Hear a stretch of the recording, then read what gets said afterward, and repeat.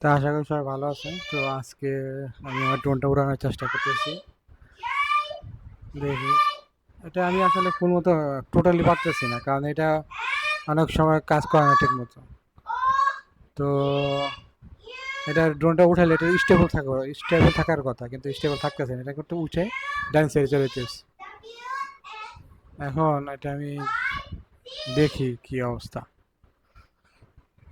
এটা ট্রাই করতেছি, আশা করি আজকে শিখে যাবো, কারণ ফুল ফাংশনগুলো হয়তো আমি পারতেছি না, যার কারণে এটা হইতেছে না। যাই হোক, এখন আজকে তো ট্রাই করলাম, কয়েকদিন ধরে ট্রাই করতেছি, তো আগের থেকে মোটামুটি ইমপ্রুভ হয়েছে।